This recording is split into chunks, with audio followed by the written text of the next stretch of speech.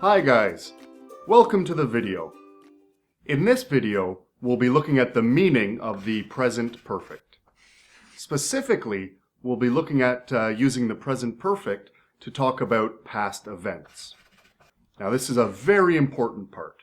We'll be using it to talk about past events that happened at an indefinite time. This means that you cannot say when they happened. For example, I could say, I have lived in the United States. But if I said, I have lived in the United States last year, this is wrong. Because last year is a specific time. But I have lived in the United States is correct. Again, because we're not saying when it happened.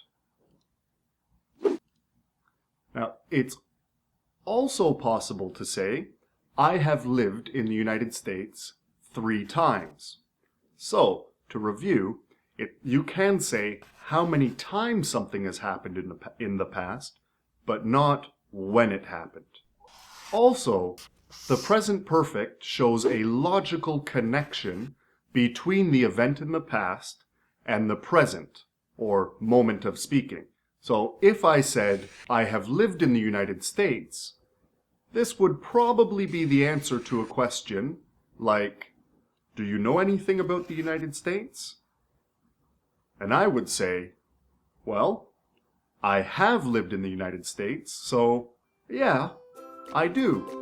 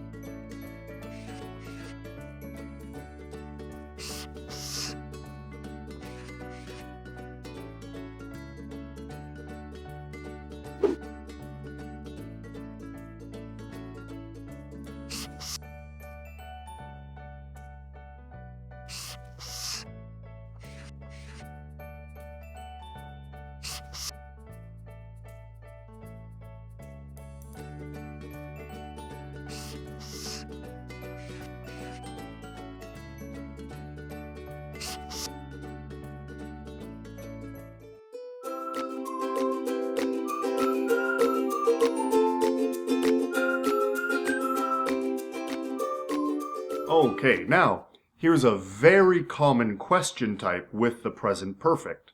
We say, have you ever? Ever emphasizes that something has happened at least once in your life. It is used in positive questions. Like this one, have you ever done something? Now, to answer the question, if you have done something, you say, yes, I have. And there's no need to repeat the main verb. So just use the auxiliary verb to answer. If you're answering negatively, say, no, never, or I've never done that. Again, it's not necessary to repeat the main verb. Here's a few examples for you. Have you ever been to Guam? No, never. Why do you ask? Now, it's very common to say, why do you ask, in response to a question with the present perfect like this. Because remember, the present perfect shows a logical connection between the past experience and the moment of speaking. Here's another example. Have you ever seen that movie? Yes, I have. Have you ever eaten Mexican food? Yes, I have. Have you ever tried to do this before? No, never.